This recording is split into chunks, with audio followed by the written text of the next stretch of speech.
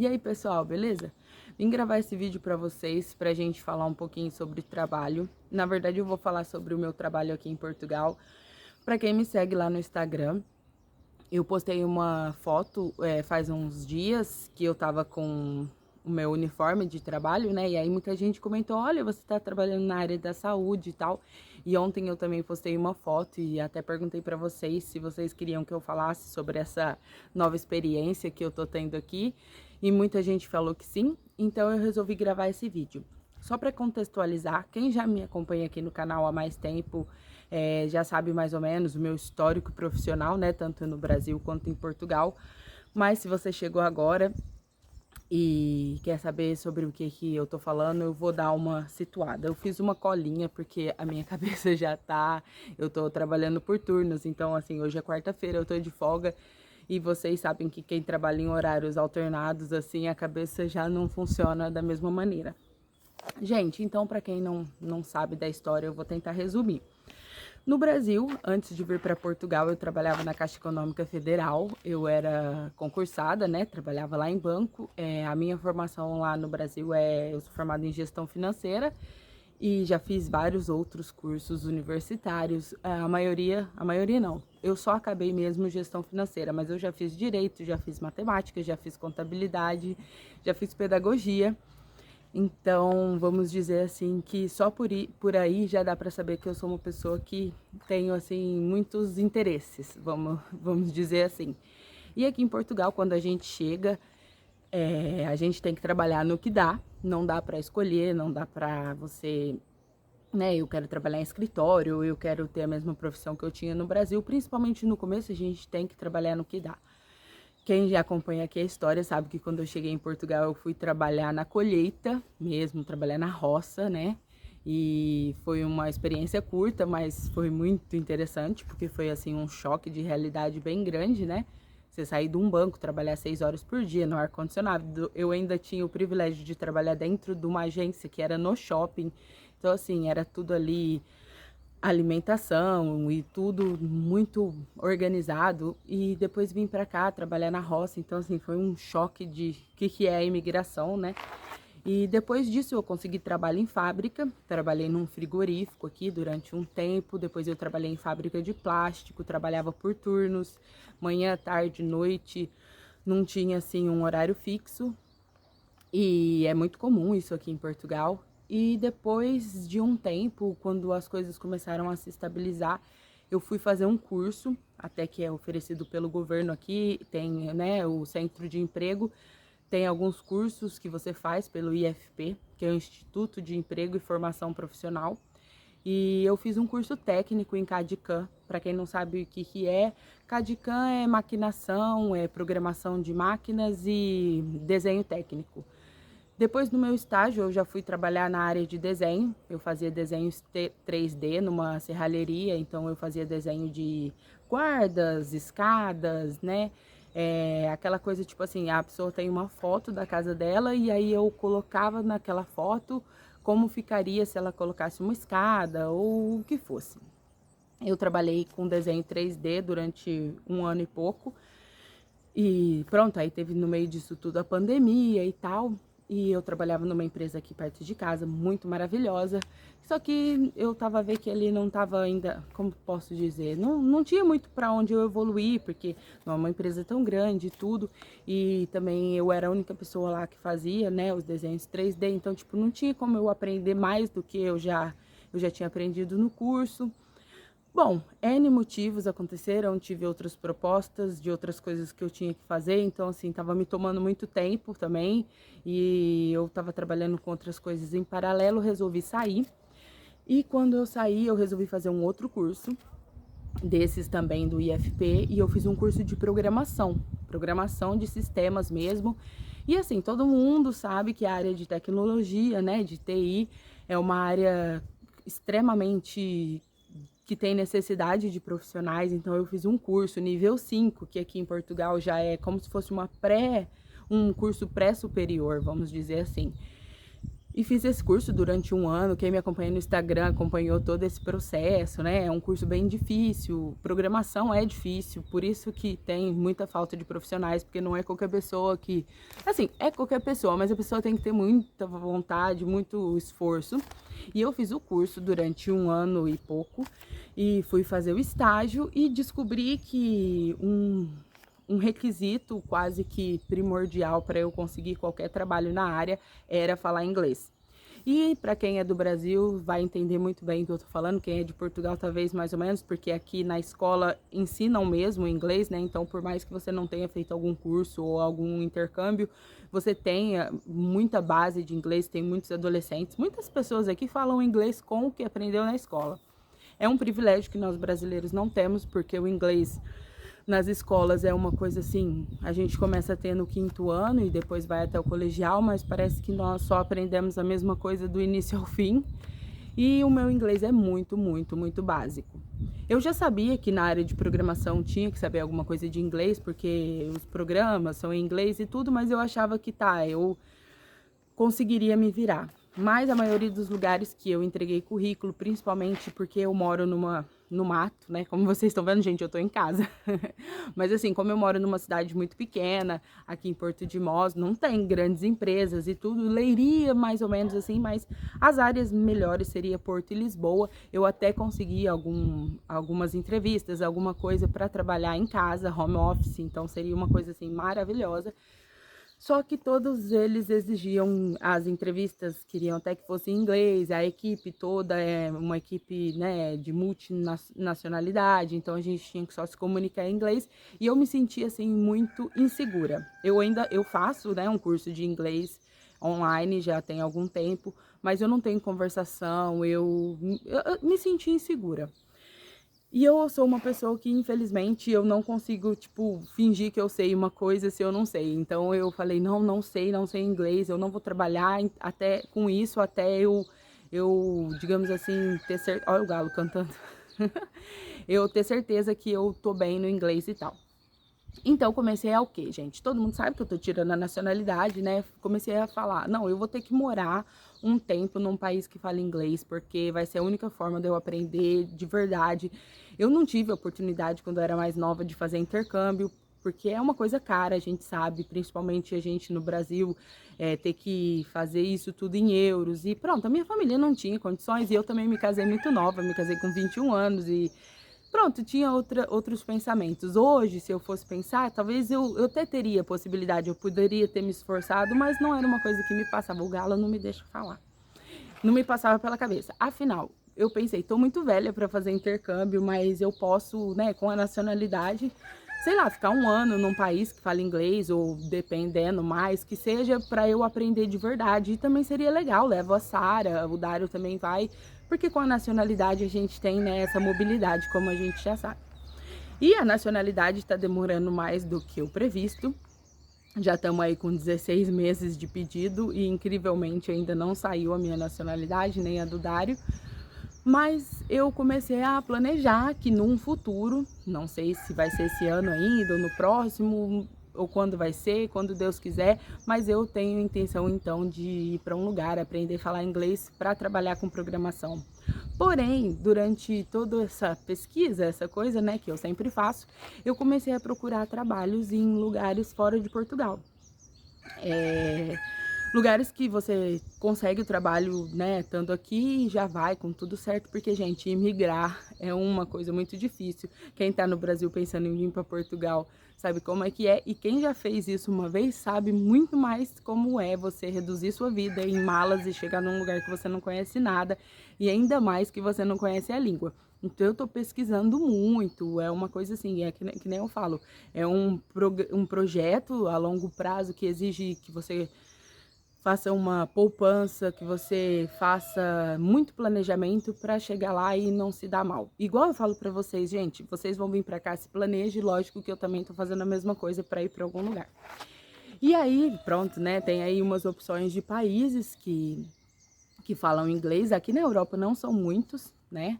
A maioria aqui tem países que falam francês, alemão, que a maioria aqui vai para Luxemburgo, ou para Suíça, ou para a própria França. Mas tem ainda, né, alguns países que falam inglês, como Malta, Irlanda, o próprio Reino Unido, Inglaterra, que não faz parte mais da União Europeia, mas que ainda com a nacionalidade é mais fácil migrar. Mas isso é outra história. E o que acontece é que, pesquisando sobre empregos em outros lugares, eu vi que tem uma área que precisa de muitas pessoas e que tem uma facilidade na contratação, mesmo você estando em outro país, que é a área da saúde, né? Cuidador de idoso, auxiliar de saúde, auxiliar de ação direta, que é os nomes que dão aqui, para o auxiliar de enfermagem no Brasil. Aqui, os auxiliares de saúde e os cuidadores têm um trabalho parecido, né, com o de auxiliar de enfermagem, porém sem os procedimentos invasivos, da injeção, da medicação, não faz nada disso. Quem faz isso aqui são os enfermeiros mesmos. No Brasil, que a gente fala de enfermeiro padrão, né, o enfermeiro, aqui quem faz isso são os enfermeiros. Por exemplo, a minha tia no Brasil, ela é técnica em enfermagem e ela dá injeção, passa sonda, faz vários procedimentos que aqui é exclusivo de enfermeiros, aqui e na Europa inteira, pelo que eu venho pesquisando.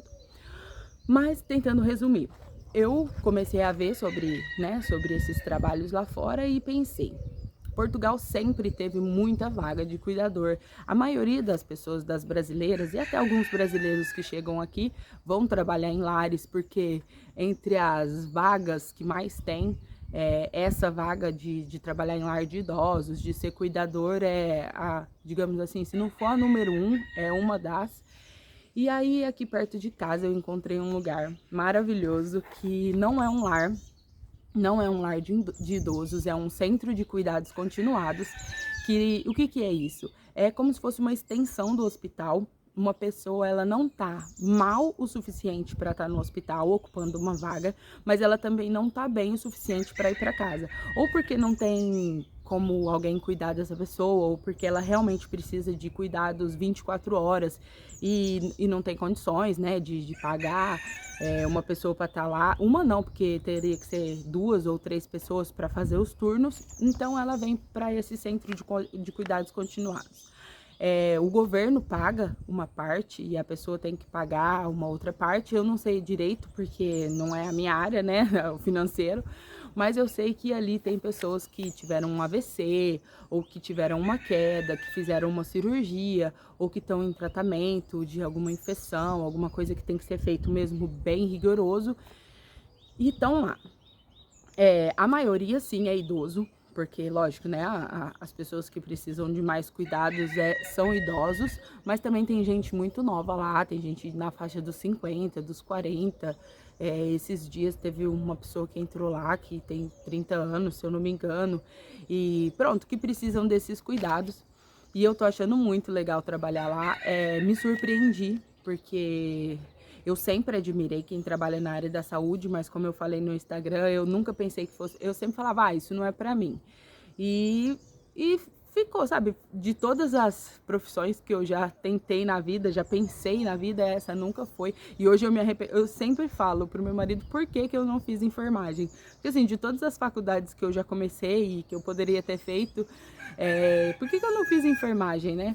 E hoje eu olhando assim, eu vejo que é uma área extremamente necessária, nunca vai acabar. Porque por mais que existam aí inteligências artificiais e isso e aquilo, mas sempre vai precisar de pessoas, né, para cuidarem de pessoas. E aí eu coloquei aqui, gente, só pra finalizar o vídeo, o que eu tô achando, né? Eu, na verdade, a minha função é auxiliar de saúde e eu tô achando a experiência muito boa. Eu sinceramente, penso que não sei se é no mundo todo, eu sei que no Brasil também é um pouco, mas eu acho que é uma profissão muito desvalorizada, principalmente aqui em Portugal, porque aqui a população já é muito envelhecida, precisa de muitos trabalhadores nessa área, mas é uma área que não tem, assim, reconhecimento nenhum, sabe? A gente faz um trabalho muito braçal, é um trabalho muito difícil, apesar de onde eu trabalho, por exemplo, ter alguns equipamentos para tirar as pessoas da cama e colocar e tudo, mas assim, mesmo assim é um trabalho muito braçal, é um trabalho muito que não é para qualquer pessoa, porque você tá ali a lidar com, né, cocô, xixi, vômito, todos os fluidos que podem sair de uma pessoa. Então, assim, você tem que ter um estômago bom, você tem que ter um psicológico muito bom. As pessoas também ali entram em situações complicadas, né, de mentalidade. Elas têm demência, Alzheimer, vários outros problemas decorrentes da idade ou do próprio problema de saúde. Então, assim, um dia a pessoa tá super boazinha com você, no outro dia ela tá agressiva. E você tem que entender que isso é da doença. Então, assim, você também tem que ser uma pessoa muito controlada, não pode levar pro coração, não pode, né, se deixar envolver muito. Também, pronto, tem as pessoas que você tá ali cuidando e de repente você chega no outro dia, ah, cadê tal pessoa? Ah, a pessoa foi pro hospital, morreu. Então, assim, a gente acaba se apegando, né? Porque a gente tem sentimentos mas a gente tem que saber controlar tudo isso. Gente, coisas que vocês possam querer saber que, falando aqui a realidade, como eu sempre falo no canal, quanto ganha um auxiliar de saúde em Portugal? Gente, ganha um salário mínimo, igual a esmagadora maioria das profissões aqui. Então, o salário mínimo hoje é 760 euros. Se você trabalhar num lugar que paga os duodécimos, né, que é o 13º e as férias dividido nos 12 meses, então assim, você não recebe aquele 13º no final do ano, ou você recebe as férias quando você sai de férias, você recebe esse valor dividido em 12 meses. Você vai receber líquido, uns 790 euros. Isso sem contar horário noturno, ou vamos supor, tem lares de idosos, por exemplo, paga o subsídio de turno, que é 15 ou 20, até 25% a mais por você fazer turnos rotativos, por você trabalhar sábado, domingo e feriado. Por exemplo, onde eu trabalho não paga porque, na verdade, é considerado como se fosse um hospital, então não tem como o lugar fechar de fim de semana, então, pela lei, você trabalha normal os dias e não tem subsídio de turno, mas a gente ganha, por exemplo, os horários depois das 10 da noite, ou quando a gente trabalha de madrugada, a gente ganha um adicional por horário noturno. Mas assim, minimamente, com os subsídios, né, os duodécimos, você vai ganhar 790 euros e sem os duodécimos, 680 euros. Mas se você ganhar esses 680, você recebe no final do ano, né, em dezembro, o subsídio de Natal, que seria o nosso 13º, e quando você for de férias, você também recebe as férias de uma vez. É onde eu trabalho, por acaso, eles pagam em duodécimos. Subsídio de alimentação não tem, normalmente não tem, porque você come lá. Isso é uma coisa que eu particularmente não acho muito legal, porque primeiro que eu acho que o subsídio você consegue ir ao supermercado, dar uma ajuda muito boa, você leva sua marmita e come o que você quer. Mas como eles fazem lá a comida, né, para os utentes, que é como chamam as pessoas que moram lá, né, que estão lá, no caso, no caso de onde eu trabalho, as pessoas não ficam lá para sempre, elas ficam 1 mês, 2, 3, não é igual um lar que a pessoa mora lá para sempre. Mas como eles fazem a comida, você acaba comendo lá. Tem, né, a nossa diferença cultural de paladar, aí você tem mesmo que comer a comida portuguesa e comer a sopa e tudo mais, mas também não é ruim, é legal. As meninas que trabalham lá na cozinha, principalmente de onde eu trabalho, elas são muito caprichosas, elas tentam fazer sempre o melhor com o que elas têm. E eu não sou esquisita para comer, então assim, tem muito peixe. Por exemplo, uma pessoa que não gosta de peixe, eu acho que se trabalhasse lá ia sofrer mais. Mas eu como qualquer coisa, gente. Então, pra mim é muito bom. Eu já perdi 7 quilos desde que eu tô lá, porque o trabalho é muito duro e porque a alimentação é muito balanceada, né? É sopa, aquela comida, um peixe, uma coisa assim. Então, é totalmente diferente do que eu faria aqui em casa. Pra mim tá saindo bom. E é isso, gente. Eu tô lá, como vocês entenderam, eu tô lá para ganhar uma experiência, para ver se eu gosto dessa área. E tô gostando muito, até assim, não sei como que vai ser, se eu vou voltar para programação ou não, ou se eu vou realmente investir nessa área, fazer um curso, quem sabe até uma faculdade, porque para mim, gente, o céu é o limite. Para eu começar outra faculdade aí em pouco tempo não custa nada. Quem me conhece, assim, pessoalmente, me conhece da vida, sabe que eu tenho uma ideia e vou atrás e faço o que tiver que fazer. E vamos ver, né? Eu vou continuar lá, espero, né? Tô ainda no período de experiência e eu espero continuar lá. Mas se você tem interesse nessa área, se você aí no Brasil é da área da saúde e tem interesse de vir para Portugal, saiba que aqui essa área sempre tem muita vaga. Não vai ser tão valorizada, não vai ganhar muito, mas pelo menos vai ter sempre trabalho. E pelos vistos, não é só em Portugal, nos outros países aqui da Europa tem muita vaga nessa área, então por isso que eu resolvi, né, investir nisso e tá sendo surpreendente pelo lado positivo. Eu tô me sentindo muito feliz trabalhando lá, é muito cansativo, eu chego assim quebrada, mas a satisfação de você ajudar, de você ver o seu trabalho realmente ter um resultado, sabe?